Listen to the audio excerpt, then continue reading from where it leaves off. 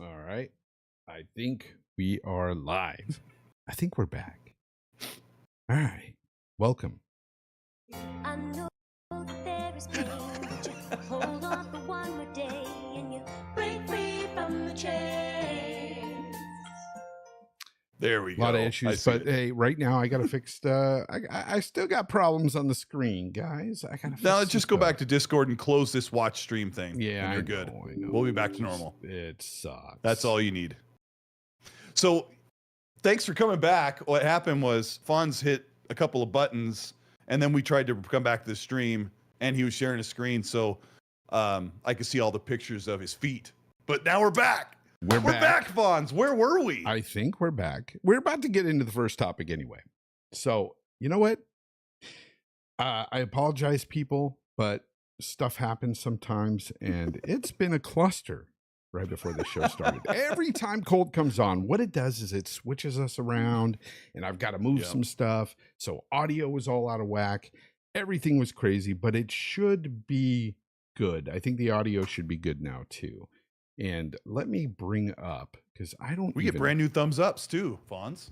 Yeah. If I mean, I shout out to Lethal Papa in the chat. I wouldn't blame these people for leaving some dislikes because of all this. Like I no. Seriously, I would leave if I was in the chat and this was going on. I would just say dislike. I'm out of here. So unprofessional. So if it was me, I would have used that moment to take a bathroom break. So I think we're all right. Yeah. Zach says audio sounds great. Udani Kazada's here. Lethal Papa. We got wait, why am I frozen? Hey. You're just like I'm frozen. I'll fix it. Just keep going. These cameras do that from time to time. I don't know why they do that. Yeah. It's F chord. Yeah, you froze a few times. I think you're frozen again.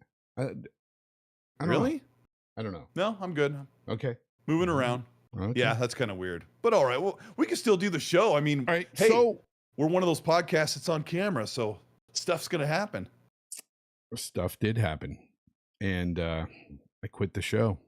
I quit it right in the middle of it, and I'm about to quit again. I'm just going to quit.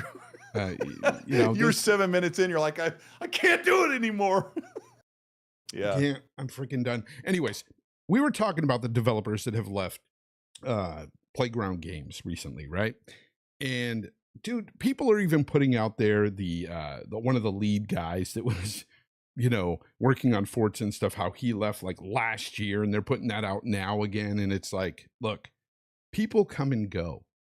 When their work is done, a lot of these guys that are hired by Playground, by different studios, are contractors. And once their work is done, they leave. Isn't that right, Cole? Yeah. So I guess it's the norm. I just found it pretty funny though, because some people were arguing about the situation. Idle Sloth put out a tweet about it, right? And he was like, these are the people that left recently from Playground that were working on Fable. And, there's no kind of announcement for the jobs that that these people were working. Like they didn't leave them open and somebody else come in and fill the job. And some guy on Twitter was like, that's a lie. And he's like showing like job descriptions, because Fable, for some reason, Playground Games is still acquiring other people, right, to work on, other contractors, but they're not trying to get people on for these same specific jobs. And it's just funny. He's posting these other, job openings that have nothing to do with these people that left. And I just found that hilarious. Twitter, it's freaking crazy. That's how it is, though. Yeah. Everyone is always worried about any type of change, like when directors leave. Sometimes it's bad news, but sometimes it's for the best. But as far as I could see for Playground, is they were just regular people departing as they kind of finish up. And I would assume we're going to see a lot more of Fable and actually get a release window. I think Xbox just does these release years. Mm-hmm. Yeah. So you keep coming back on your video. I shut my camera off and back on because it's Discord. It's not our internet, or it's not you. It's not your program. Discord or how you is run acting things. very Disney. Discord's today. being dumb. It's terrible. So Disney. It's so freaking Disney today. I can't stand it. Honestly, I'm going to look into using something else because, again, Discord is just, it's like, doesn't make sense. I shouldn't even have to adjust Hargeet's audio or your audio. When I had my old program, it just worked. It leveled everything out for me. I didn't have to go up and down on things like that. It's just, yeah. We try to provide the best show possible for you guys, and Discord chokes our cameras down to 720p. I have a 4K camera, and I never get to show you guys what that looks like on live shows, except for on the end of my videos. So, but we're glad you guys are here.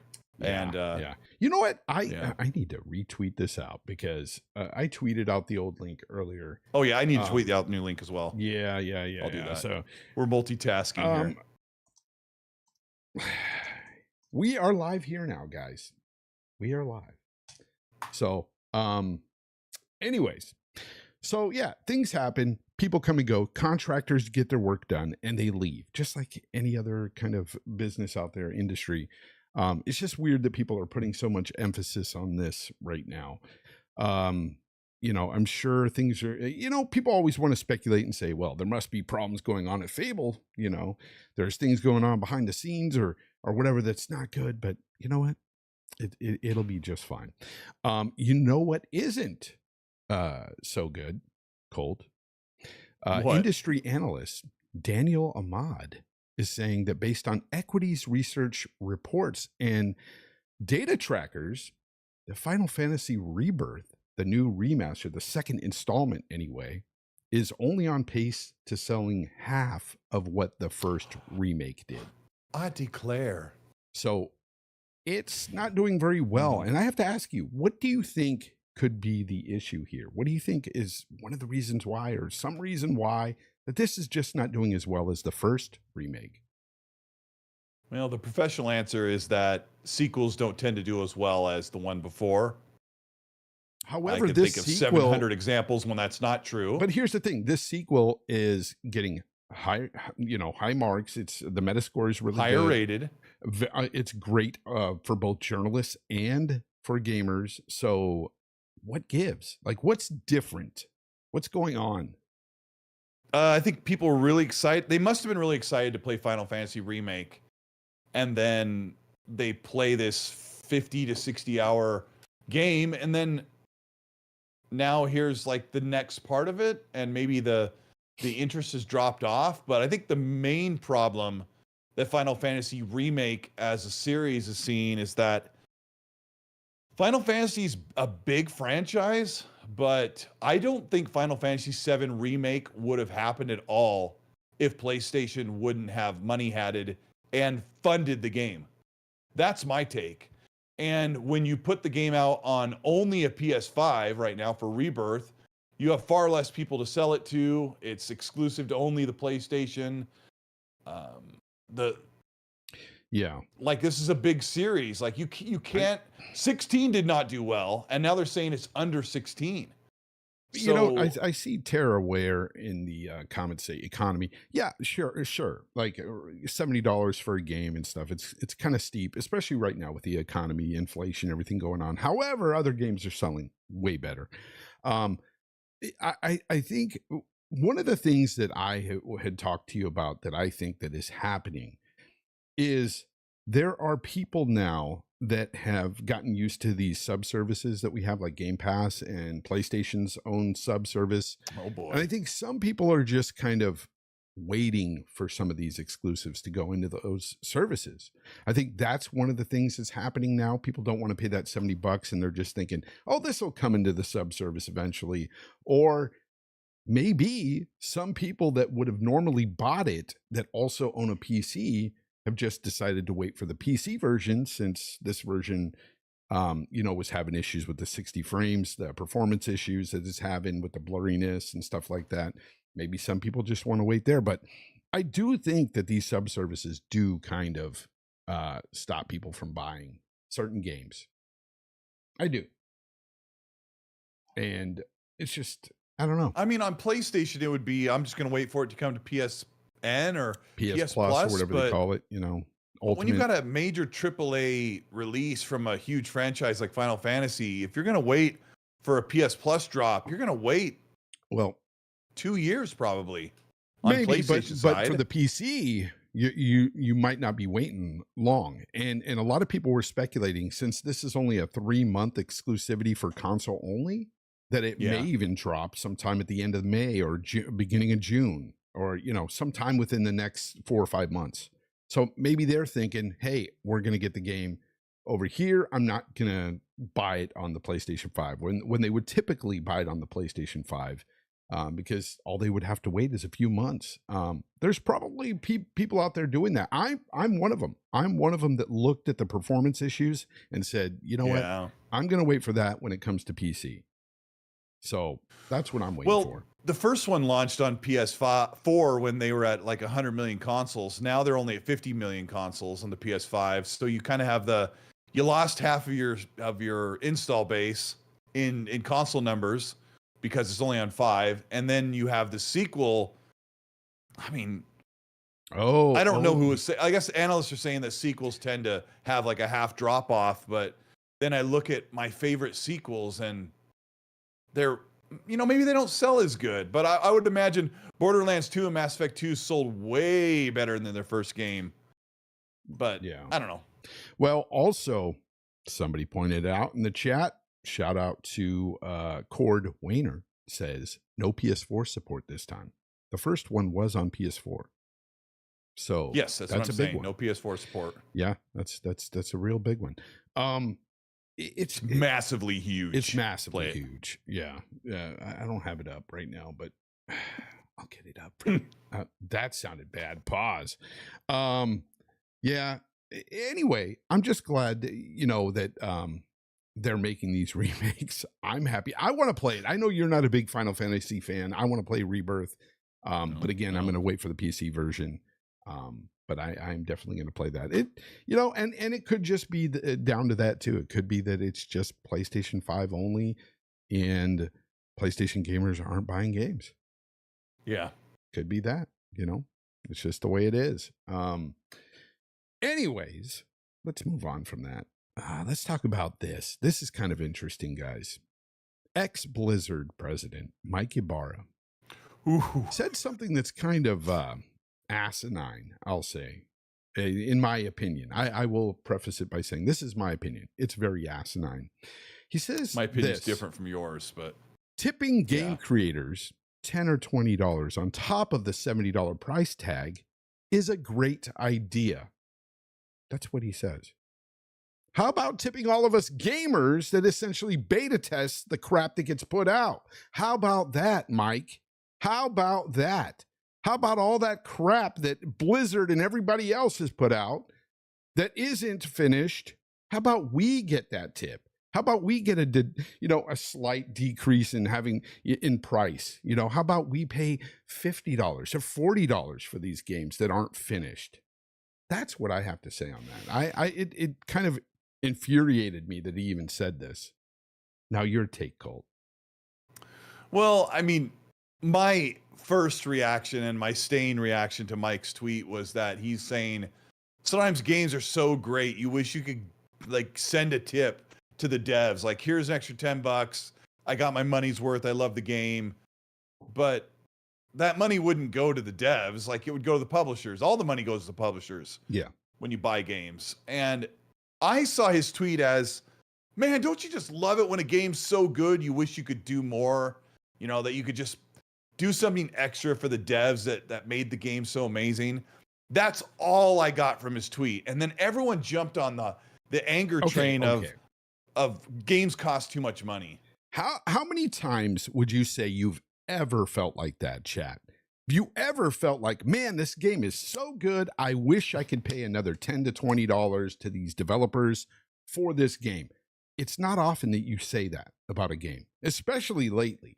There's been a lot of games that come out and you're kind of like, yeah, this is a great game and all. Then when you finish it, you get a lousy ending or something and you come away with a different feeling. I never in my life have I thought, man, I wish I could pay more for this. Like that's not the consumer mindset to have. Little Evil Gaming in the chat says tipping is so American. And when I was in Europe a couple weeks ago, it was really nice to not feel pressured and feel responsible or obligated to tip at everything you pay for. I picked up a pizza last night. I ordered it on my phone. They made it. I went up to the front counter and paid for it. And there's a thing, 10%, 15%, 20% tip or custom tip. And I'm like, I get it if they provide you a certain service, right? But if it's just a deal where they make a product for you that they sell at a certain price, once you buy said product, that's it. There's no reason to tip. Now, if there is a massive provided an extra service for that, then I understand. You know, like for instance, waiters and waitresses. You know, they come to your table. They're very attentive. You know, and they do things for you. Then they deserve a tip. But I'm sorry, you know, providing me a game at a certain price that's pretty high, I don't think this looks good for him at all to say it. Nobody is going to take this tweet or what he said here and think, oh, that's right. That's a great idea. I wish I could tip. No, nobody's going to think that. We already pay too much for these games, in my opinion. I know people are attacking him because he's a rich video game executive and that he could afford an extra 20. And if I play something like Mass Effect Trilogy Remaster that I loved so much, I like cried 3 times while I was playing it. And you were like, do you ever think about tipping? That never crossed my mind. But, you know, we've been on our podcast where we talk about, man, these developers, sometimes they just put so much talent and love into the games. You know what sometimes people do outside of that? Sometimes they'll buy a game again on another platform if they love it so much. There's nothing wrong with that. I've done that. And the money goes to the publisher. Unfortunately, goes directly to the publisher, right? Yeah. I get it. If you wanted to tip a certain thing, you know, a certain development team that really did something great for you, but lately it just doesn't seem like we're getting games that are high enough quality that earn that kind of thinking. I even just the thought process of a tip for a game right now, it's just like I can't think of a single game that I've played in a long time where it's been finished or smooth or no issue at all. Like there hasn't been one in a long time, whether it be a crash here or there, something happening to the game just not being finished. There's always been some issues. I don't know. I just think it's crazy talk to even start talking about tipping for these games right now. It was just weird to me. And it was one of those things I wanted to bring up because a lot of people in the chat are kind of against it too. Like most of them are just like, no, I've never thought about tipping, you know, these people for these games when we're already paying $70 for them or $60 for them in previous generations. Like, come on. Yeah, but what else? What else could have Mike Ybarra said? How could he have said it differently? He shouldn't have said it at all. Just nothing at all. He could have just sat there and say, guys, do you ever play a game that you just really love and just leave it at that? But he said like if there was and he said, and it doubled down, didn't he? That if it was optional, but yeah. And I'll side with a lot of you on if I was playing a game and at some point it's like, are you enjoying the game? Consider tipping, Wet Blanket Studios. I'd be like, Brad Warfight's going to clip that, by the way. He's going to put that in a tweet and quote Wet Blanket Studios. Wet Blanket Yeah, wow. You know he will.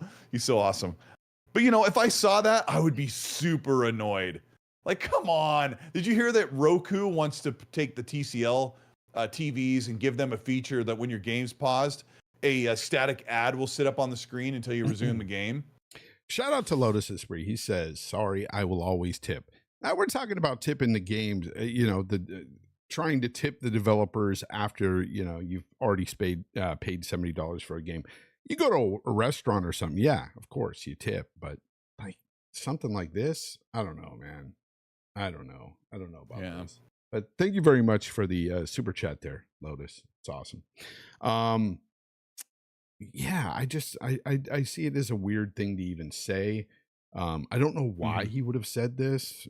I do. I mean, I don't see it. I don't understand why people can't understand. Sometimes we say things on a show or we tweet things or we post things or you say something in a video out of like a positive passion. And I saw Mike Ybarra's tweet as man, don't you ever just love a game so much you wish you could do more? And maybe he could have just left it at that. But Yeah. I think Mike wrote that tweet and he was like, man, I'm around, thousands and thousands of gamers in this community on Twitter. They're like in my circle that see my tweets, interact with me. And he's like, they all love games. Like, don't you just love a game so much? You wish you could just give something back to the developers because they went the extra mile, made the game so great, and send, right? Those weren't his exact words. And then all of a sudden it turns into a, like our good friend Alex is like, why would you want to further monetize? I can't remember what he said, but he zinged him pretty good. But I'm like, I just feel like Mike Ybarra had no poison with that tweet at all. And Mike Ybarra's he can say something. I don't know like about he's been that because he works against Xbox pretty hard for good reason. But he works I in just an saw that one industry as that a nice constantly- tweet. I don't know because I don't know Mike Ybarra personally, but I'll just say that he works in an industry where he's one of those top level guys that, does like money. And we all do, but at the end of the day, like he's working for an industry that is really out to try to squeeze every last bit out of us. Especially that's what it seems like lately with all the microtransactions and stuff like that in games. And one of these things we're going to get into with the next topic, that is just crazy that they're doing now. And this whole thing about, hey folks, will you pay $100 for games? Like it's happening. It's freaking happening. I know. And it's ridiculous. And now to even talk about tipping, it's just like, it's gross. I don't like it. I don't like it. I don't like it. No, sir. Well, the horse on Ren and Stimpy. Remember that? No, sir. No, sir. I don't like it. I don't yeah, like it. And I know it sounds, and I'm not arguing with you for the sake of arguing because I totally see where you're coming from. And no, I hear you. I just thought, yeah, he was trying to be like, hey, don't you just love it when you bite into your pizza and the cheese? It's like, it's just. But here's here's the thing. Let me expand on that though. Anytime I've ever sit there and ate something that was freaking really high quality and a great meal wherever I'm at, I never thought to myself, gee, I wish I could pay more for this steak.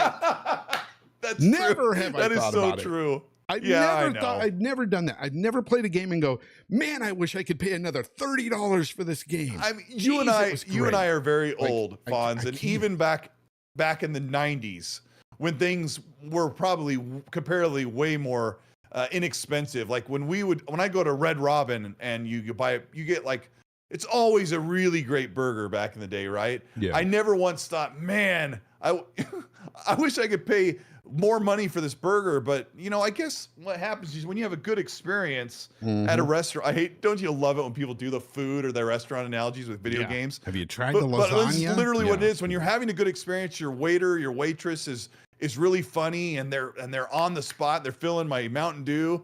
Like that's different. They're providing us it's personal different, right? service. That's different. Yeah. This is not personal at all. These people are making a game for the mass audience. Isn't that really what tipping is supposed to be for? You're making it's a really for good point. Yes, tipping is for personal service. It's for something that is being done for you personally, and they have to work at that. Like these people just creating these games, it's on a mass production scale for the masses out there, for all the people out there to play this one game for $70, $80, whatever they're charging. And then to say, man, I wish I could tip them for this. I wish I could pay more money. It's like when you go to when you go to a store, they're doing this now, guys. I went to a grocery store and I checked out my own stuff and it asked me if I wanted to tip.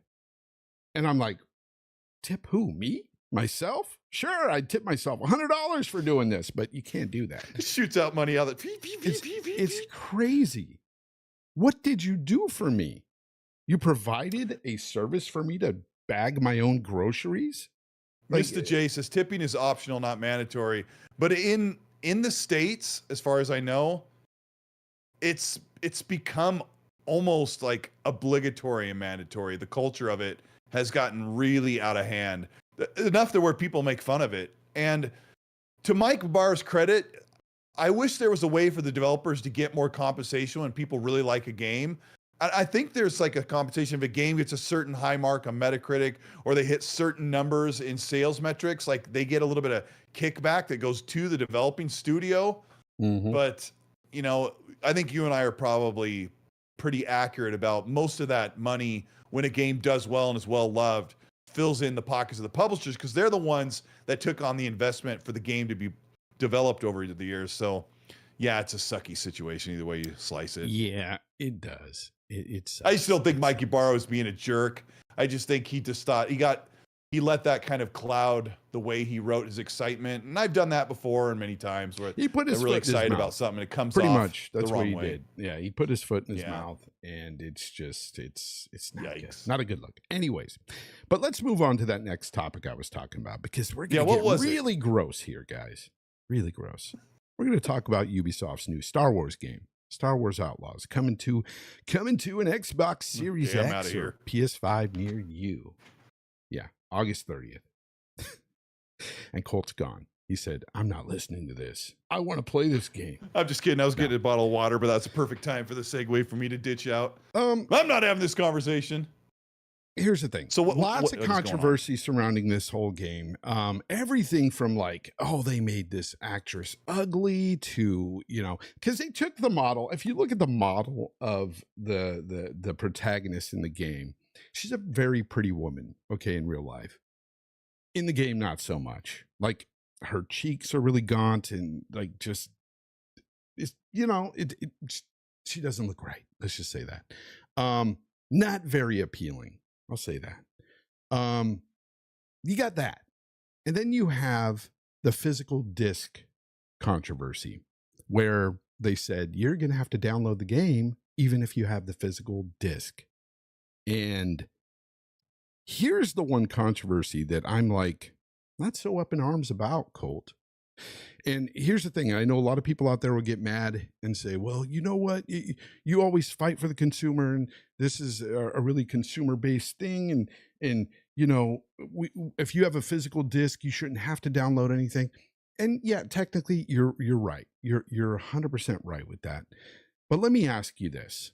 When is the last time you bought a physical disc for, say, PlayStation or Xbox, and day one, you did not have to download a patch to play that game?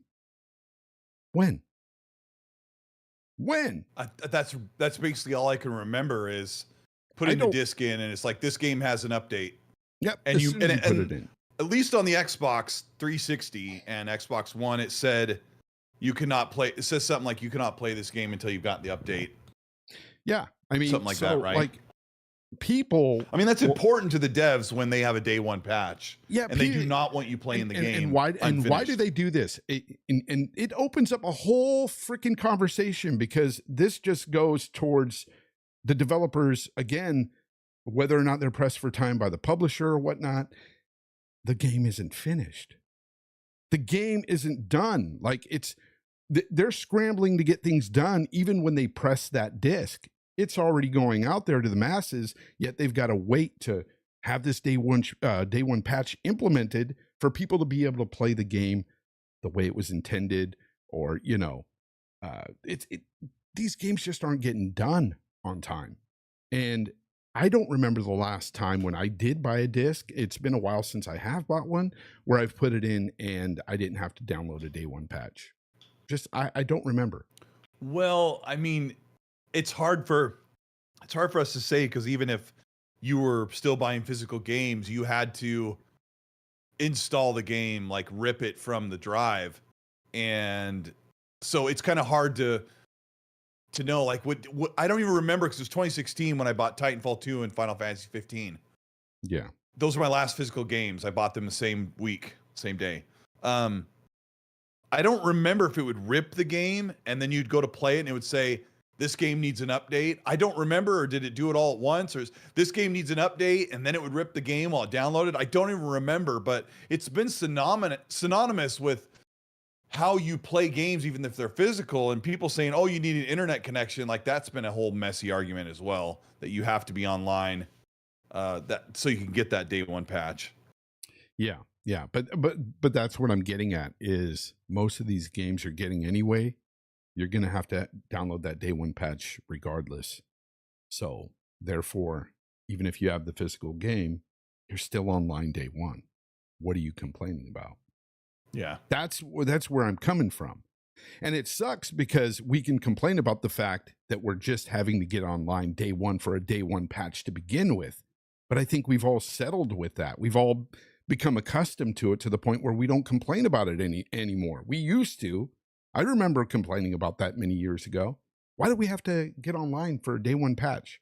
We used to rant and rave about that. And it just went away. We got accustomed to it. And I guess I'm just accustomed to it so much that this problem or this controversy really isn't much of a controversy to me. It's like, you got to download a day one patch anyway. So, I mean, I get annoyed when I'm ready to play and it's like, this game needs an update. Oh, I know. It sucks. It always fixes something that you're going to run into eventually.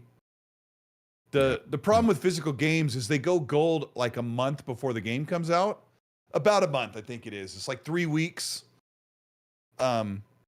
Sometimes they are like, you remember hearing the devs say, they're doing patches, and they said we are all hands on deck doing all of the patches and all the bug fixes up to the moment the game comes out. Yep.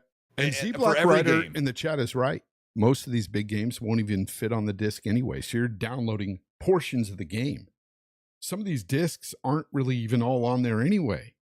Yeah, some really big games don't fit. I don't think Call of Duty fits on a disc. So, I mean, and I'm all about game preservation and stuff, but at the end of the day, this just isn't one to really like rant and rave about. It's just whatever.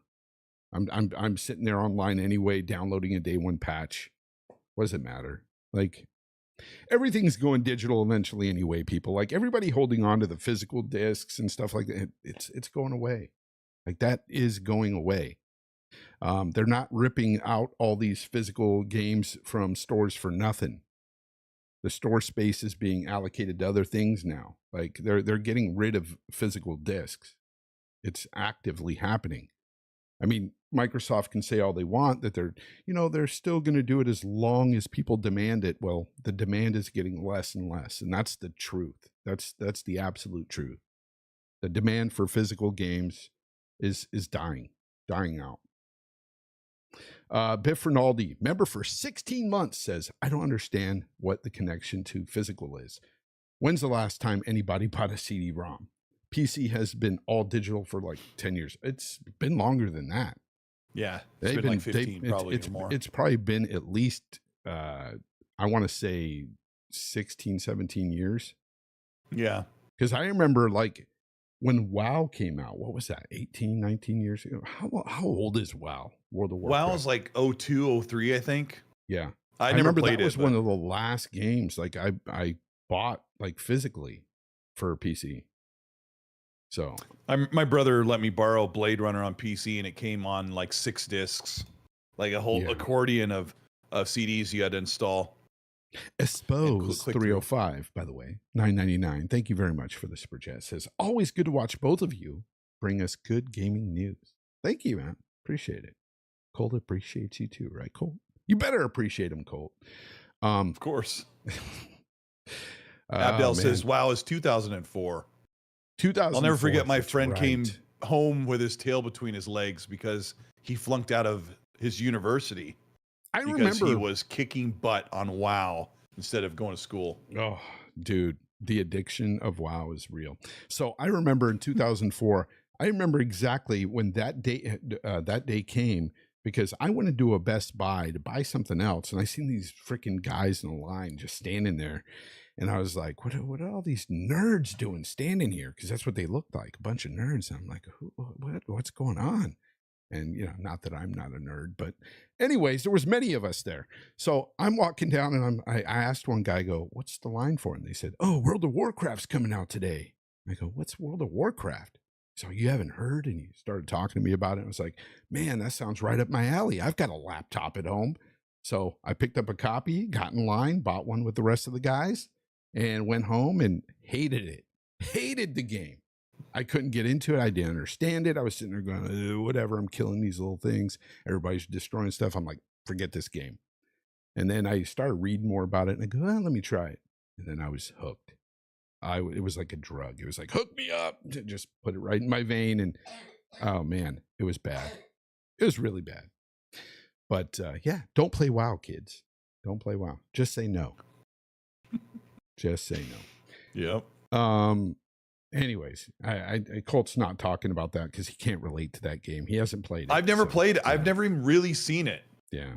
I talked to 3 different people over the years that have ruined their life playing that game, and I'm like, oh yeah, and almost for me too. Trust me. I had to totally just walk away from it. It was bad. yeah. Service says most MMOs are addictive. Yeah, they are. Final Fantasy, Except for Elder 14 Scrolls, is- I haven't run into the addictive part of it yet, and I'm probably going to avoid that portion of the game. Honestly, I'm just playing it like Skyrim. My wife and I played Final Fantasy 14 a little bit for a while, and we didn't get addicted. Back in to the it, day like, or recently? back in the day, and then we stopped playing. It was taking too much time, but you know, because the MMOs are just a time sink, whether you're addicted or not. Just doing everything in there, it takes time, and you got to have that time to play them. But anyways, let's move on because we're talking about the Star Wars, Outlaws game here, and We took a left turn. yeah, it took a way left turn. So the last thing that they're really talking about here is the pricing of the game. So the pricing of the game is very awful. So you've got a $70 price tag for the regular edition of the game. Okay, whatever. Then you got $110 for the gold edition of the game. And I believe the gold edition, what does it come with? I think I have a image here that shows what it is. People are really upset about this. And they're upset about this when this happens to a lot of games, when they have like a whole matrices of how you can buy the game. I think it's got like a digital art book or something. And then you've got the Ultimate Edition for $130. It comes with that digital art book and stuff. But it also comes with, here's the kicker, and this is why games are some people are going to be paying over $100 for games. $130 to play 3 days early. A lot of people are going to pay for that. For the early access, yeah. Yep. And that's a problem, Colt. That's a problem that the games industry is now doing this over and over. I know they did it for Starfield, but it's going to happen more and more with big games. I mean, am I on the outside of this again? I see people get upset about this, and I'm like, okay, you have the vanilla game for regular price, and then you have all these extras if you want to spend more money and get access to more content. But you don't have to, unless FOMO rules your life, which sometimes it can, right? Yeah, and it does for a lot of people, and a lot of people are going to pay that $130 to play this game 3 days early, and they know that. That's a really dangerous thing to do. You don't even know if the game is going to be really good or if it will, have any problems to spend that kind of money. Sometimes it's good to wait. If you're a big Star Wars fan, the people who are going to spend that money, I think they normally do that because they feel like they want to experience it all. And then the 3 days early thing, like, my controversial opinion is, like, if people want to play the game early, let them. If they want to spend the extra money, look, and they feel like it's worth it, let them do it. I'm not telling people to do what they want to do with their own money. They can do that. You're right, Colt. I just think it's a gross practice that they're actually doing this more and more. So it's genius for the business. It's completely genius. Whoever thought of this up, you're a genius for doing this, because you are going to prey on FOMO. You are going to prey on those that suffer from FOMO. And there's a lot of people that do. And even myself, if I really want to play a specific game, I'm going to pay it to play it early if I really want to play that game. Luckily for me, this is not one of those games where I can't wait to play. I can definitely wait to play this one. But $130 is excessive for 3 days early. Okay. All right, Fonz, Mr. Man of value and Mr. Man of his integrity. What would you do if Take-Two announced that you could play Grand Theft Auto 6 a week early for the $150 version? You know what? I love Rockstar. They're my favorite developers, and it's a messed up thing if they were to do something like that, because I know a lot of people will pay. But for myself, 150 is really expensive, man. That's like 2 games right there. What are we doing? Like, that's expensive, man. $130 is almost 2 games. Like, yeah, but it comes with Elder Scrolls Online, or it comes with Grand Theft Auto Online and the campaign. I'm more the campaign and you get a guy, week early. So I'm more of the campaign guy anyway. So like the. So what are you going to do if Grand Theft Auto 6 comes out for $70 and it's single player only? And if you want to buy the edition that comes with access to Grand Theft Auto Online, it's $100. Yeah, it's messed up. But I think they're going to do something like that. I do. I think they are too. I think that's how they're going to piecemeal that game out. They're going to say, okay, if they want to charge you $100 for Grand Theft Auto 6, they're going to do it by bundling in Grand Theft Auto Online access. Probably $70 for the base edition that gets you just the campaign, and then you spend $100 for the online and the campaign. And together. and no, they will not sell Grand Theft Auto Online for only $30. It'll be required to own the whole game. Yeah, I think that's what they're going to do. They already said that they think games should go up to 100. But let me just go back to the point on just like Star Wars Outlaws, $130 for 3 days early. Let me tell you something, people. I'll just put it straight out there. The game comes out that day. It doesn't come out 3 days later. That is the real launch date. They're just making you pay extra for it. That is what they're doing. It's a scam. It's a scam to tell you, oh, it's early. No, that is it's ready that day. You're scamming people. It's ridiculous. You're making others wait for $70. That's how I look at it. That's my viewpoint on this. You are making people wait for $70. It comes out 3 days early. That's just the way I see it. I don't see it the other way around. It's terrible practice. It's garbage when you think about it that way, in my opinion. Yeah. What else do you get with the $130 version besides? You get that. You get the. I couldn't find it. I had the picture up, and I don't know what I did with it. But I think you get the artwork, like digital artwork. You might, I don't know what that game comes with. Does it come with a steel book or something dumb? Anyway, it wasn't all that great. There was nothing awesome in there. It's not like you even get a statue or anything. It's just, I don't know. Shanti says, we are all frogs in a pot. Danny Passion. Yeah, slowly boiling. Yeah. Yeah. He says, let me push back. It's not a scam. It's called marketing strategy. Of course it's marketing, but you don't think marketing can be scammy? I do. It's scummy that they're doing this. It's a scammy thing, man. For a long time now, we've heard rumors. They want to charge us $100 for games. They want to charge more, and they found out a way how to do it. And that's now there's that report that on PlayStation, $70 games are actually repelling sales and bringing sales down. So something's got to give. I just look at all those editions like, do you want that? Like, Star Wars Outlaws is one of the games I'm most looking forward to from a multi-platform release that everybody can play. It's one of the games that I'm looking forward to the most out of multi-platform games. It's a big open world game in the Star Wars universe. So yeah, it looks really cool. It's like my type of thing. Yeah, it catches my attention for the genre, but at the same time, it's like they don't have to go full scumbag. Yeah, but this is how I look at it, Fonz.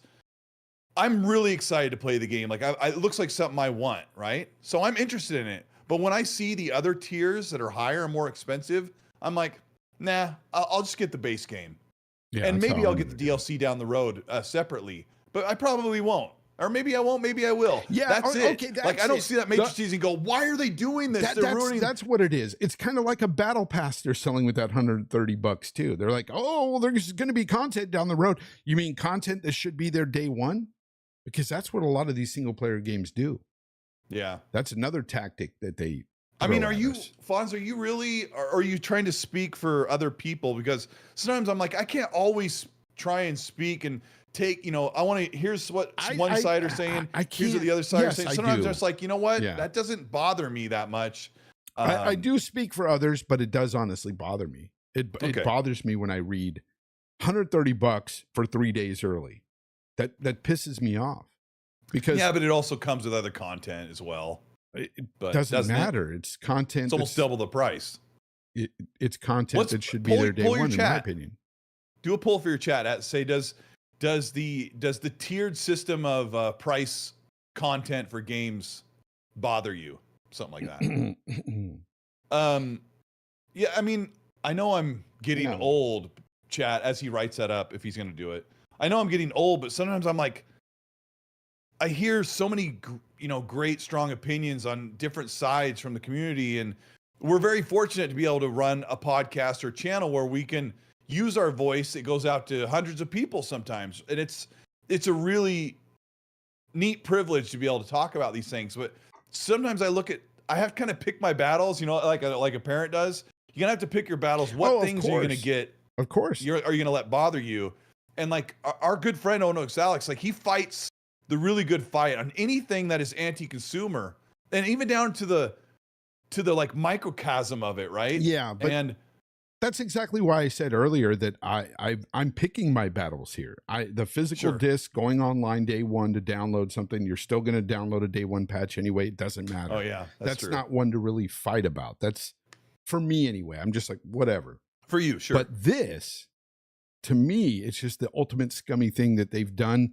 And when I really saw it was with Starfield, when they did the whole pay this much and get early access.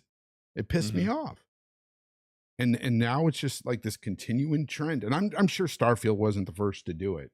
I'm sure, they weren't the first, but it was the first time that I really saw it and went, wait. Ubisoft's done it a lot. Yeah, this is weird.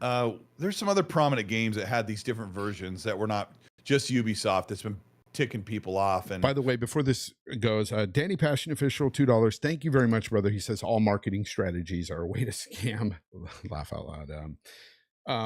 Sure. Matt Houston, thank you for the 10. He says, hey Fonz, hey Colt, good to see you. Will Forza Horizon 6 be announced and possibly released this year? Colt, any insight? I don't have any insight, but I can't see any other alternative. It's been enough time for the next game. My only worry, my stance is I think we would see Horizon 6 at the summer game showcase for a release at the end of the year. And my worry is that it's not in Japan, but where there's smoke, there's fire. I think Japan was being planned when we finally got the announcement or the leaks about Mexico a few years ago. So yes, Matt, I think it's inevitable at this point for Horizon 6 to be announced. Yeah, probably. Most likely.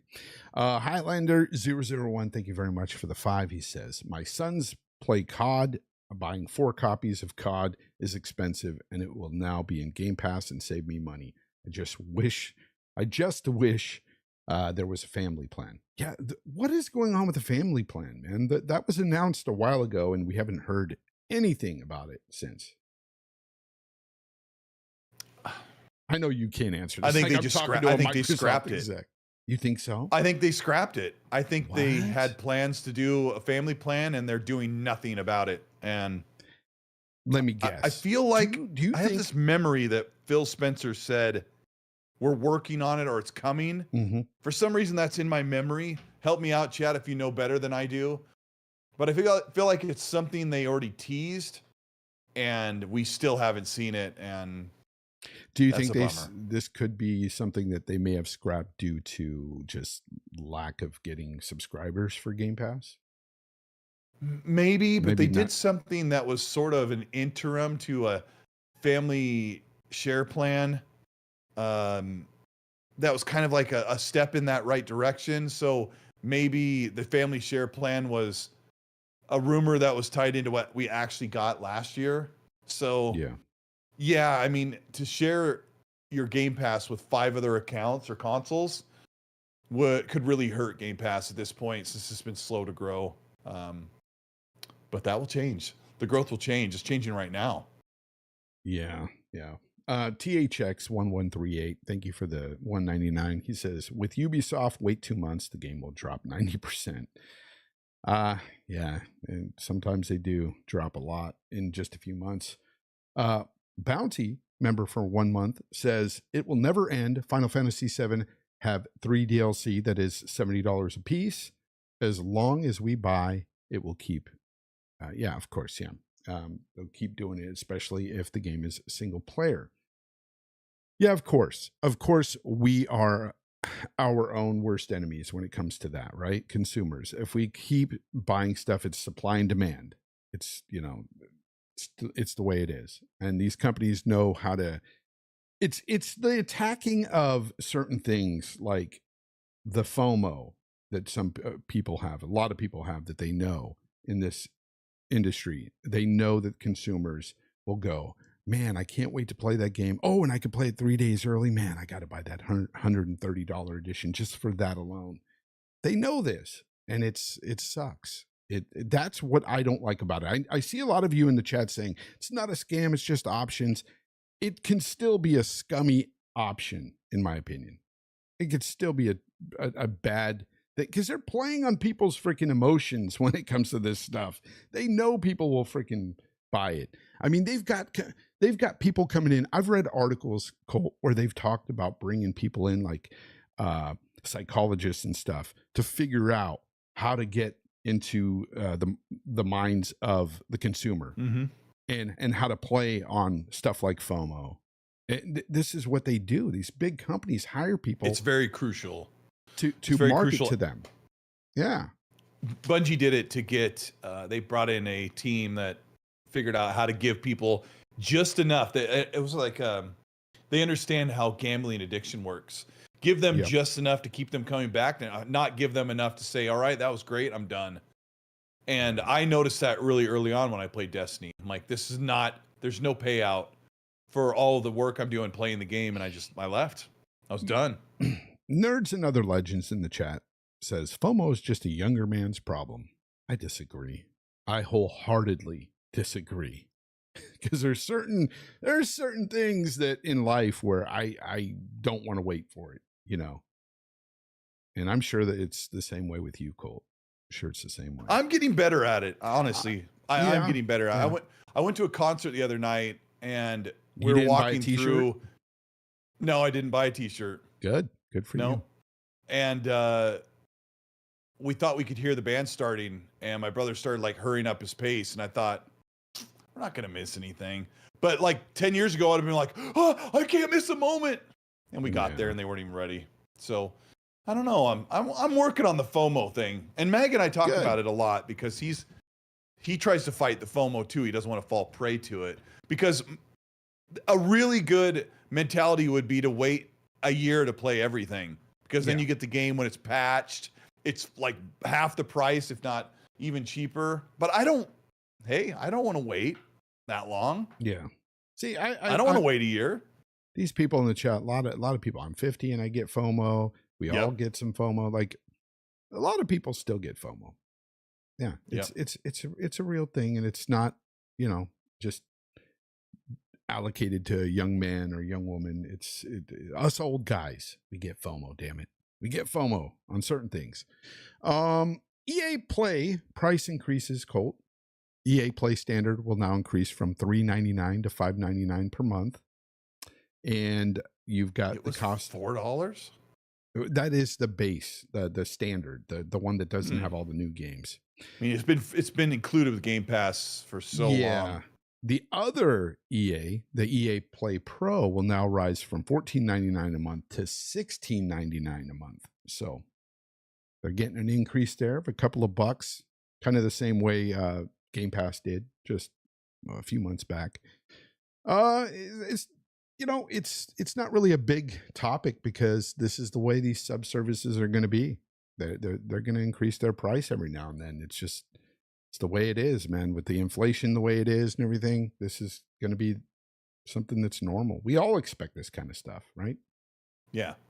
I mean, it's not like a huge topic there. Just wanted to point that out. So if you're a EA Play user, subscriber, your prices are about to go up.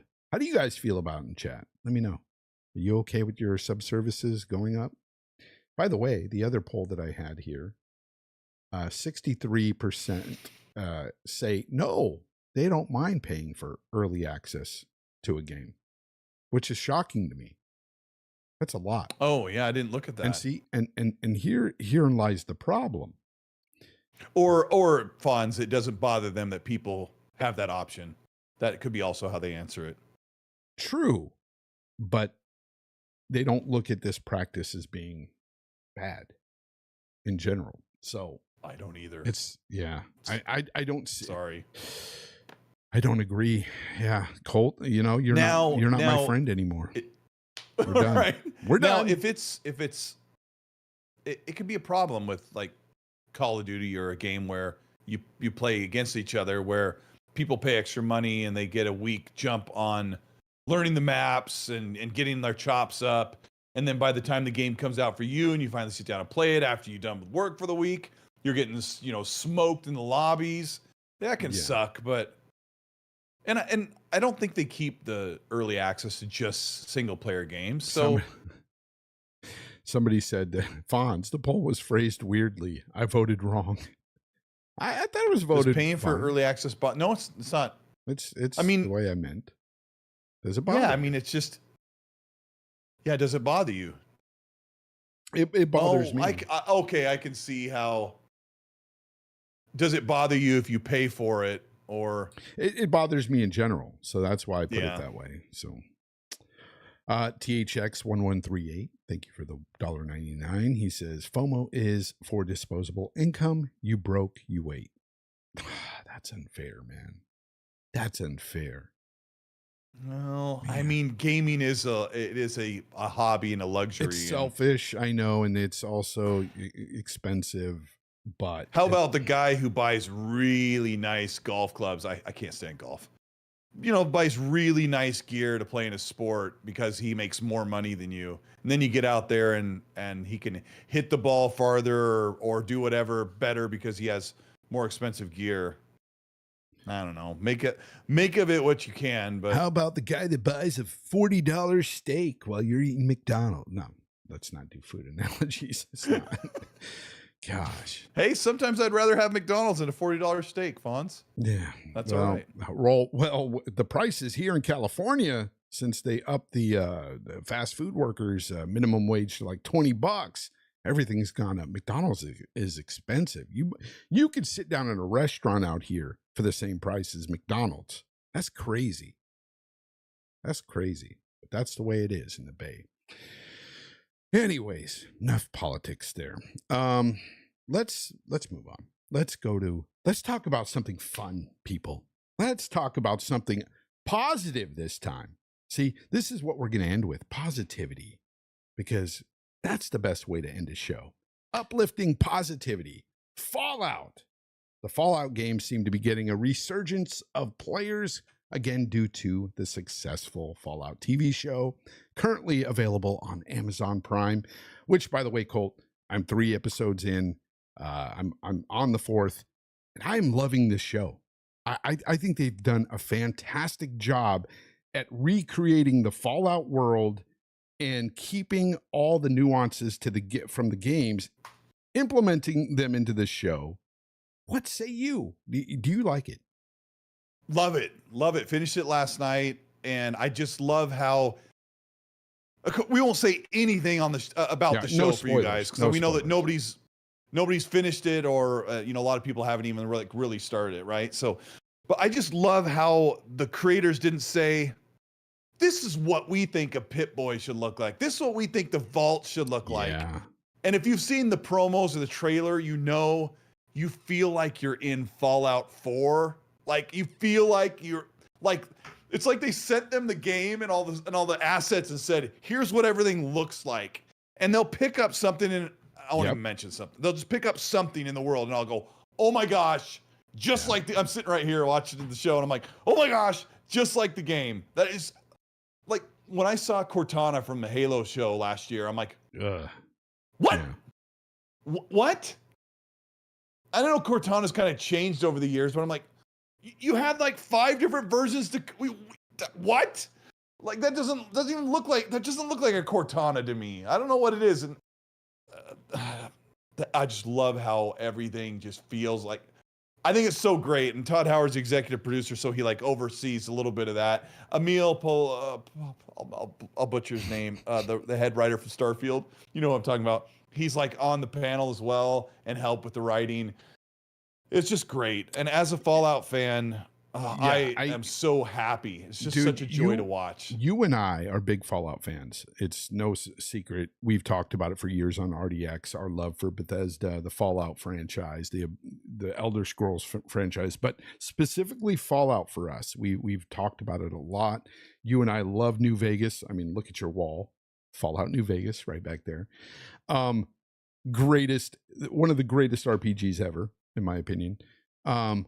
I freaking love that, not only the stuff that they put in the world that's from the game, but it's also the things like the satirical, like political stuff, and like you get that the tone, humor that is, I mean, and cheese. There's some cheese in there, but that's all in the games. That stuff is in there. Brutal, gross, disgusting violence. Yep. Juxtaposed with that whimsical, charming music. I love that you slow use motion. the word juxtaposed. Wow. Love it. Yeah. Love it. So honestly, I haven't liked a TV show this much in a long time. I think they nailed it. Absolutely nailed it. And the people in the chat are really loving the show too. Look, the one little controversy that we saw, Colt, on Twitter, like there was these weirdos trying to say like, "Oh, the girl's not hot enough in the show to be on this show and be the main character." I'm like, just stop. You don't need to bring this weird incel-like behavior, because at the end of the day, I think she's a beautiful woman, and I think it's like her eyes are too big. Some guy goes, I think he was just kind of messing with me to be fun, but he's like, "Why are her eyes so big?" I'm like, I don't know, genetics. Maybe she's an alien hybrid. Who knows? Find out on my new show, This Mysterious World. We'll talk all about it next Wednesday. But seriously, no, I find this show to be just so enjoyable. My wife too. Me and my wife have both been watching it together. That's why we're kind of slowly watching, because we're trying to find time together to sit down and watch. We got pizza last night. She goes, I don't want to watch it while we eat. There's too much gross stuff. Yeah, that's what I was going to say. As soon as we're done eating, turn it on. Yeah, well, with my kid, with my 9-year-old, I can't watch it in front of her. There's just too much. But I love it. I think it's fantastic. But the fact that it's also got people playing Fallout games, some new to the franchise, some that have played all these games and are replaying them, it's an awesome thing. I think it's pretty amazing. Yeah, 200% boost in player engagement on Fallout across platforms. So yeah, really good. Oh, by the way, William Lewis, thank you for the $1.99. He says Prime Gaming is giving Fallout 76 free for Xbox and PC. I probably have a code on our account somewhere. I'll look it up and give it away tomorrow on the show. That's awesome. Yeah. Please, audience, please give Fallout 76 a shot right now. Here's my testimonial. I hated the game all the way up until last summer. Hated it. I played over and over. I said this on a bunch of times on my shows. Like about once a year, I'd like, "Oh, come on, I'll give it one more shot." And I would install it. I hate it. Hated it. Men on Films. Hated it. And then that's Living Color. Amazing stuff. Yep, I remember. Freaking, the game won me over the summer of 23, right before Starfield, and I don't know, 100 hours I put in like in a month. It was psychotic. The game's so good. Just trust me. Fallout 76. Once you learn how you have to figure out how you deal with your inventory. It's a little bit different. Oh, it's so great. And shout out to Red Wolf, who's in the chat. Red Wolf and I've played the game like 20 hours together online. He showed me a bunch of stuff. Dante Moody, who's also Spriggan on chats and he's on podcasts. He showed me how to play the game, and Holly as well. So yeah, sorry, Fonz. I just had to say that. That was my PSA. Oh, that's fine. That's fine. I want you to try it, Fonz. No. How? Come on now, bro. I don't know about you that. can build in it. You can build. Yeah, I know. You know what? I might try it because I do like Fallout. When you finish the show, I want you to install the game. Yeah. And if you want to install on PC, I have a character I started on PC as well. I'll show you how to play the game. We'll spend one night playing it, and then we'll see if you like it or not. Can you at least promise me you'll try one night? Chat? You know what? Okay, so Dorian Gray, I saw your he said in the chat, he said that, you know, we need to stop calling people incels with opinions. At the end of the day, opinions like this are just not necessary at all. It makes no sense. It doesn't lend anything to the show. Oh, I mean, you were calling someone an incel for, you know, knocking a female for how she looks. Exactly. That's incel behavior. That's incel behavior 101. Yeah. I mean, I don't. Yeah, it's weird. I mean, you could say it in a way. I'm not talking about these people are being disrespectful. I can understand if you just say, "Oh, she's not my cup of tea," but saying her butt's not big enough, she's not hot enough. It's like it's just she's weird. A character. And meanwhile, these people have anime avatars for their freaking avatar on Twitter, and they probably sleep with a body pillow of an avatar, an anime avatar. So I don't know, kind of incel behavior to me. Yeah. I mean, we do try to be fairly respectful when we get into arguments with people, but sometimes it's like, come on now. It's mean. It's mean spirited. It doesn't belong in the conversation at all when you're talking about if a show's good or not. I don't know. Yeah. It's weird. It's weird to me. Anyways, I really do like the show. I like the freaking I love the games. And it does kind of want me to play. Like I thought about downloading Fallout 3 again, just because I'd recently downloaded New Vegas like a couple of years back and started playing through that again. But I haven't played 3 in a long time, like a lot longer than I played any of the others. And I love 3. 3 is a great game. So I've thought about it, but maybe I will go with Fallout 76.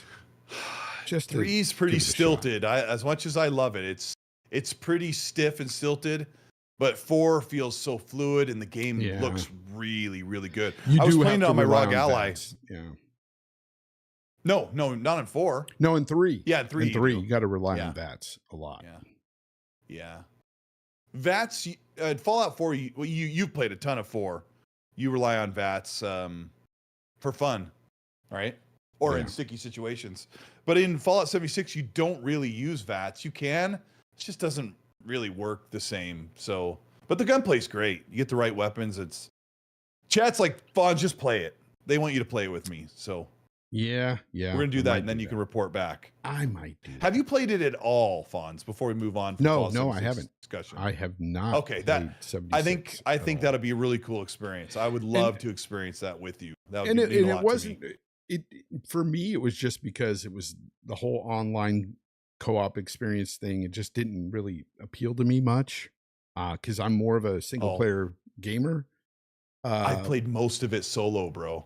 But that's what I'm hearing from almost all of it is that you can. I've been messing around and having fun with friends time to time, but I've loved it solo, and it's just a big, beautiful map. It's great. Yeah, but we'll experience it. We'll see how you feel one evening playing. We'll give it an hour or two, and then we'll see if it sticks. But that would be an honor for me because there's things I love about that game more than I love about Starfield. So yeah, well, I'd love to see what you think. Captain Chats, thank you for the $4.99. He says playing Fallout 76 for the first time with a mate on Friday. Looking forward to it. Just wish there was crossplay and cross save. Yeah, me too.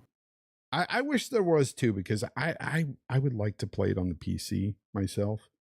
And unfortunately, you cannot play with people on Xbox on the PC. So I'm going to have to play it on the Series X to do so with you, Colt. It's dynamic 4K 60.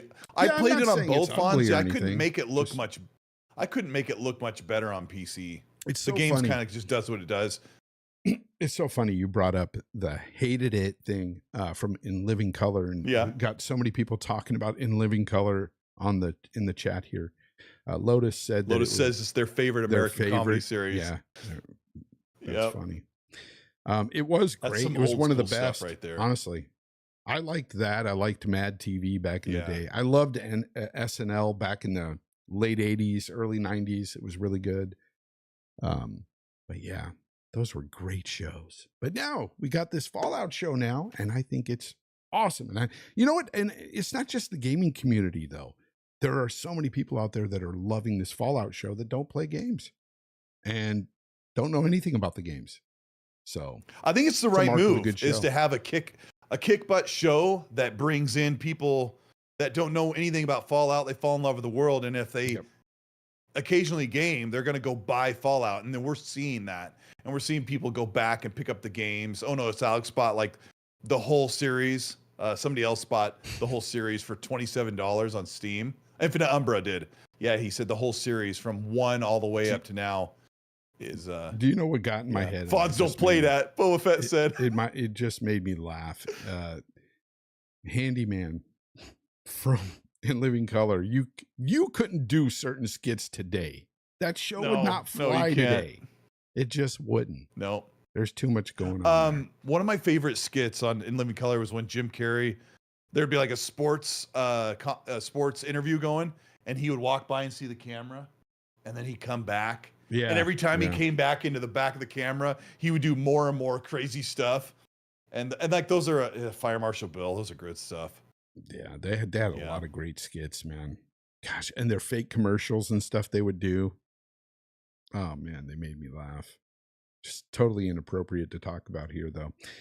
Face 23 BKNY, thank you for the $1.99. He says, Colt, when the next Power Talk video coming? Oh yeah, yeah.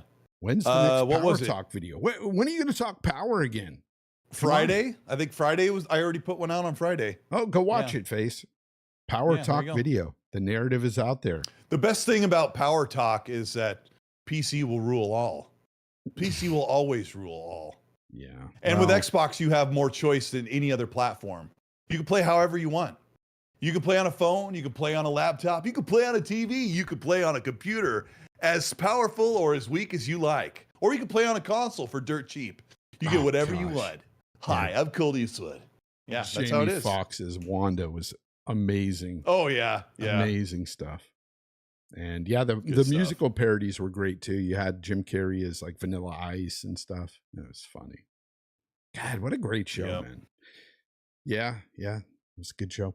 Anyways, Colt, that's all I've got for topics today. So I think we are pretty much done here. I know we started off very rocky today, and I apologize for that. That Blame wasn't me. too bad. They I- forgive you. You forgive Fonz, right? Yeah, you know, I shut the show down a little bit too early, like 15 seconds in. But no, Dorian Gray's all yelling 4090 gang. Yeah. Don't do that too loud because people won't believe you. They'll be like, sure, you got a 4090. Prove it, bro. Prove Prove it. I only have a 3080. You got a I 15. already have. I have a 3080. That's it. Whatever. Yeah. Dude, a 3080 card is still a really good card.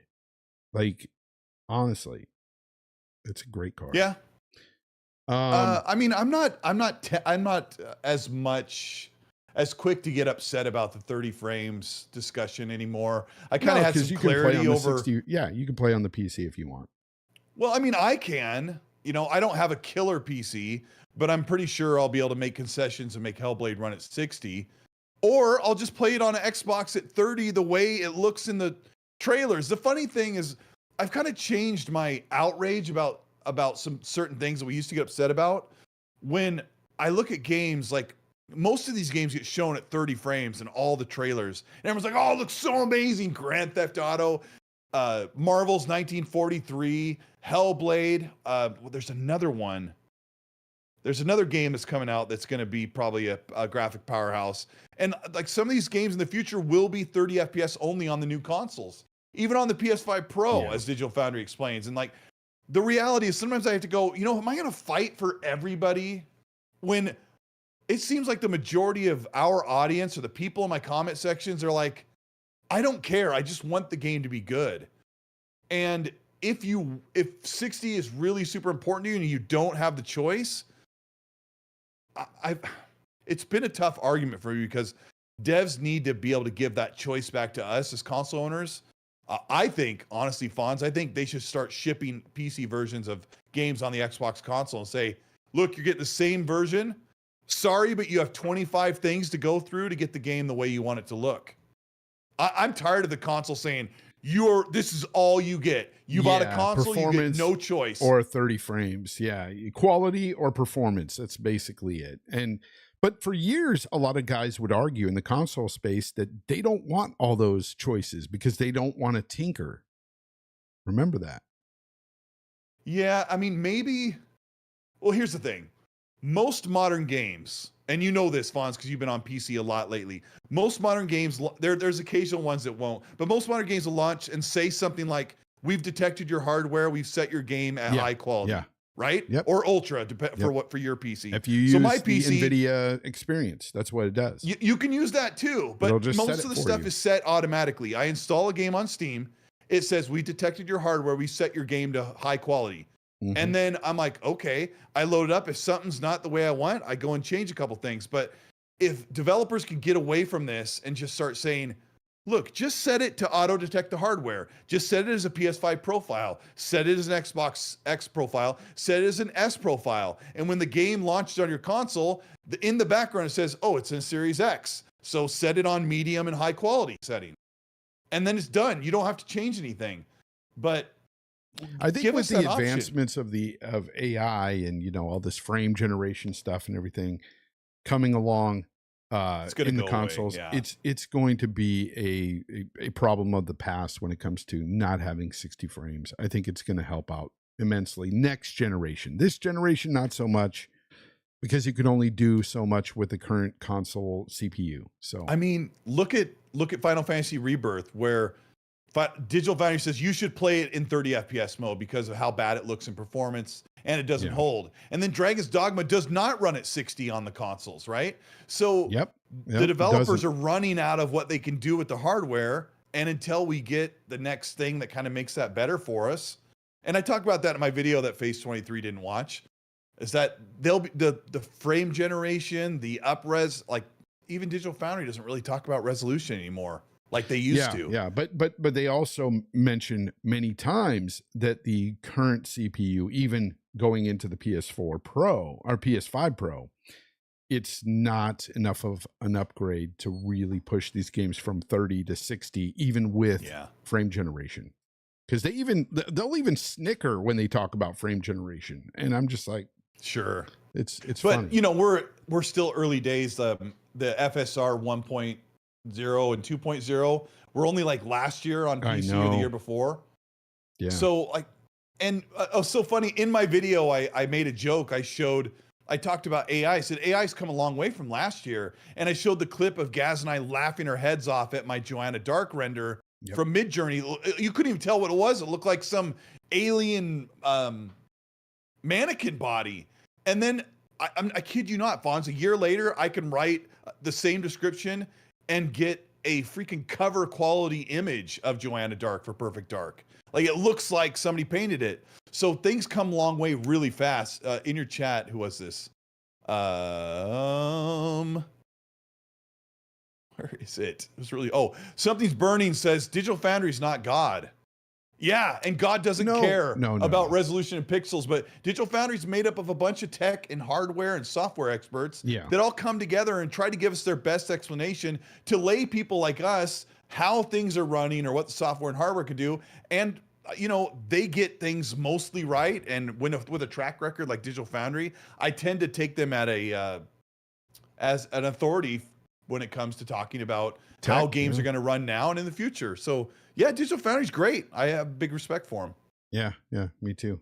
BT Maverick 707, thank you for the 5. He says, be cool if Bethesda can do RTX remix style of update for the Fallout, like they've done with Portal, where it brings in new textures, ray tracing. Have you seen the Portal 2 with ray tracing? No, I haven't. So just just the lighting alone, Fonz, makes that game look like it came out yesterday. Just by making that soft cast shadow reflective lighting, the way that light pours into an area and sits there. Big things for games, yeah. It's big.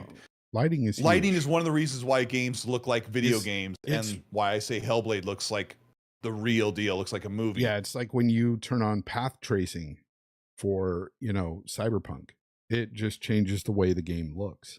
It's so much better. Danny Passion Official, thank you for the 5. He says, I'm happy that developers aren't holding back games. The correct consoles are already old. Oh, the current consoles, I think he meant to say, are already old. People need to accept it, he says. Well, it's a hard accept, right? It's hard for a lot of people to just say, I paid $500 for this box, even this year, because a lot of people are buying them now. And it's hard for them to think, well, we just currently got like next gen games. Just last year was the start of this gen. Like before that, it was all like cross-generational games. So it's kind of hard for a lot of people to accept that the hardware is old. It is factually old. I mean, the CPUs in these machines aren't that great in terms of today's standards, like with today's computers and stuff, but they're still good. They're decent for the price. And like, that's why I don't sit there and like really talk crap about these consoles, because like some people will, even though I have a beefy computer, I don't sit there and just say, oh, I'm PCMR, F your consoles. Like I understand they have their place. Just joking to us. Yeah. With you or whatever, I'm joking. But when I'm talking to like my chat and stuff, these consoles have their place. I mean, they're only $500 compared to machines that you paid over $2,000 for yours, and it's just like, you can't compare the two.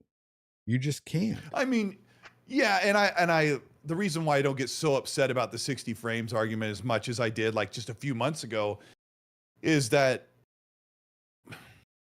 5 games out of some 4,000 games. No, let me try and be fair. 5 games out of like 500 prominent games since these new consoles launched are 60 frames, right? Yeah.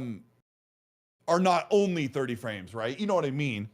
And when you look at how these games look compared to PC, for $500, it's actually pretty amazing the value you get out of a console when a game looks that good, still runs at 60 or pretty close, right? But let's be honest. So, we were spoiled before this gen even started with the One X. Oh yeah. The graphics on the One X looked incredible. And then we came into coming into this generation, it was kind of lackluster because we were already getting that fidelity with the One X. That's what was sad about this. Yeah. Like thinking back, it was like, man, should they have released that One X? Because it really did kind of kill some of that wow factor going into this gen. Because I was really blown away killed with the wow factor for Series X for sure. Yeah, because I was blown away with like Red Dead Redemption 2 on the One X. Blown away by it. It was 30 frames. That was 30 frames, but yeah, but remember we played Far Cry 6 and we're like, man, it looks really good and it runs 60. Like we're in for a treat for the generation, and we really were for the next 2 years. And then we got to Starfield and well, that's why I always say on this show, I always say I would take cross-generational games, that fidelity with 60 frames, over trying to push ray tracing and everything else with the current games at 30. I'm sorry, but I think something like an Assassin's Creed Odyssey, to me, looks fantastic and plays fantastic on Series X hardware.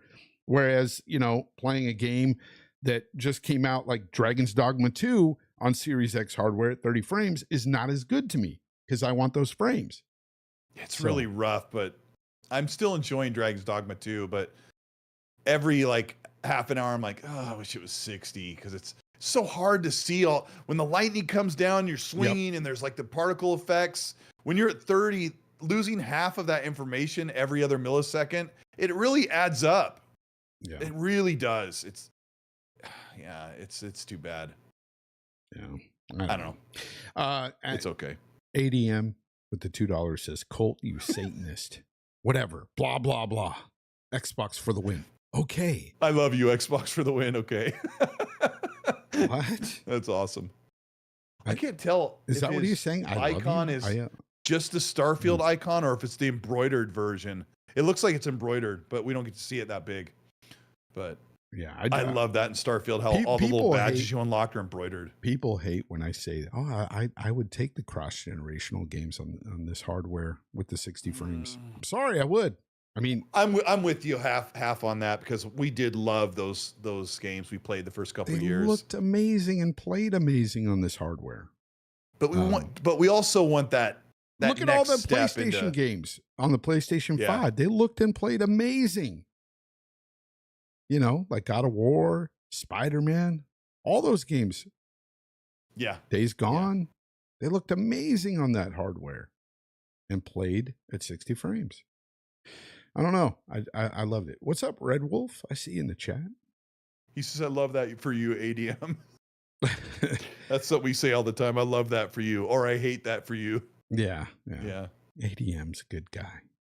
Good person. Yeah. He's for real. We don't know ADM. We don't know who ADM is, but we know the ADM's here. Yeah, look, and he's got a Starfield avatar. At least it's. I know. I think it's the embroidered one, which makes it even better. Yeah. I'm going to go to his channel Starfield and was see, great because it'll be bigger. I don't care what people say. It is the embroidered one. I had a great it's actually time with Starfield. I'm sorry. I just had to geek out that ADM's icon is like an embroidered patch, like a photo of one. I love it. Oh man, I want that thing is massively huge. Yeah, massively. All right, well, we're gonna get out of here because it's just gonna be silly talk from here on out. Saw the replay of me doing the devil's horns. You can't do that. All right. Well, thank you all for joining us today. Thank you, Colt, for filling in for Hargeet Chani, who couldn't be here with us today. Of course, he was abducted by aliens, and we will have the full story on this mysterious world next Wednesday. When do you start your new show? 24th. Mr. Fonz. The 24th. That's next Wednesday. In 10 days. Not this coming Wednesday. Are you going to do a countdown like Gaz did? No. Come on. I'm not as cringe as Gaz. Hey guys, prepare for it. It's coming. Prepare thine anus. No. But we will. Shout out to Gaz. Love Gaz. But yeah, we'll have the full story on what happened to Zucker. Hargeet Chani and what they did to him with the probes. Not good, people. Not good. All right. Boba Fett says, "See ya, fly girls." Fly girls. Hey, that's where Jennifer Lopez got her start. She was a fly girl in Living Hey, Color. where did Paula Abdul get her start? A Lakers cheerleader. Yep, that's right. Yep.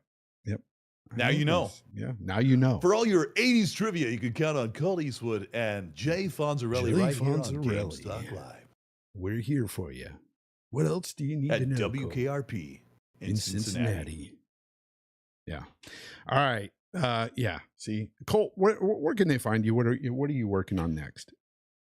Boy, I need to get up the energy. I'll be making an Elder Scrolls video today. I just did Fallout 1 yesterday, or for today. So yeah, I think I'm gonna be doing that. And then I've got my podcast tomorrow. So yeah.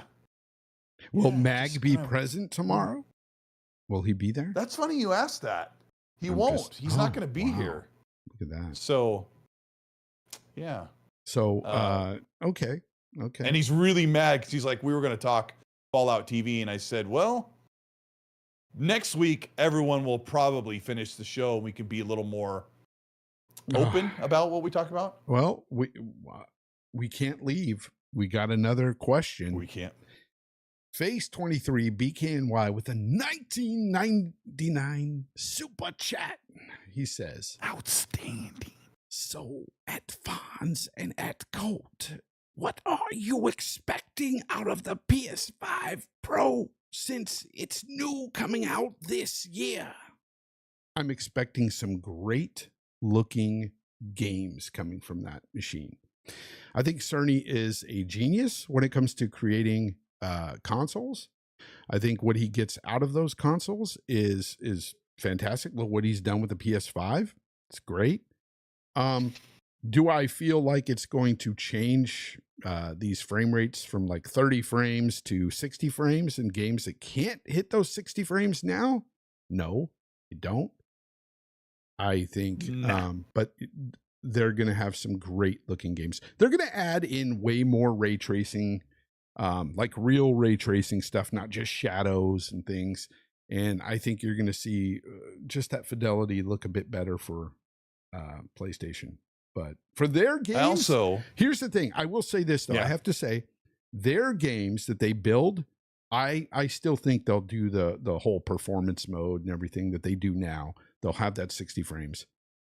But I don't see... Oh, their games you're saying? Games. I'm sorry. Yeah, the first party games.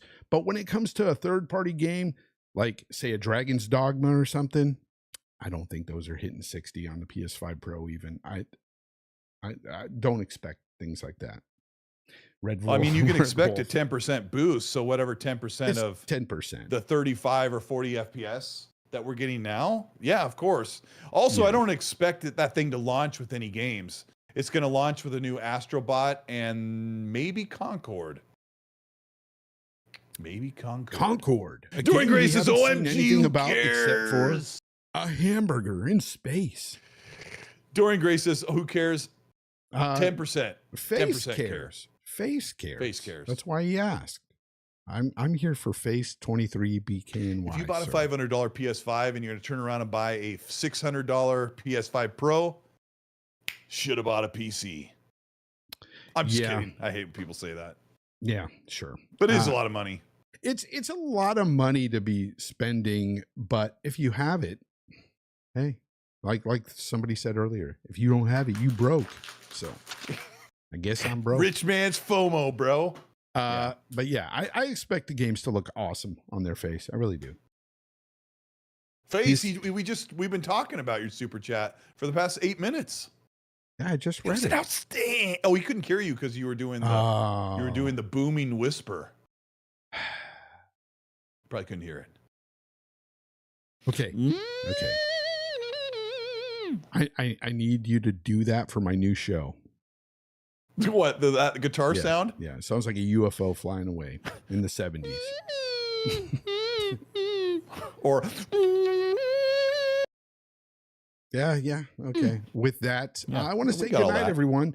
Thank you for being here. You guys have all been very awesome. Thank you. Hold on, Face says, Fonz, you ain't read my super chat. I know. Let me read that, but go ahead, read it. Let me read it. Read it. So, Fonz and Colt, what are you expecting out of the PS5 Pro since it's new coming out this year? Thanks, guys. It's been a good show. Okay. I'm just kidding. Press rewind. Go back. Press X to be bored. Like 5 minutes, and you can. Remember our bro used to say that? Press X to be bored. Oh, dude. Dealer used to always say, press X to be bored. Yeah. But guess what? Thank you for being here, everybody. I don't even know how to end the show now. I don't get it. Tell me what game. Ask me what game I'm going to be playing. Yeah, what game are you going to be playing besides Fallout? What? Come on now. Okay, Fallout 76, Fallout 4 in survival mode. Even though the patch isn't out yet. Elder Scrolls Online. Fonz, what are you going to be playing while we say goodbye to these great people? Hit the like button. I'm going to be playing probably Fallout 76 with you, sir. And with that said... Appreciate the time, but before I go, I just want to say to the Xbox fans, all your games belong to us. Sayonara, suckers.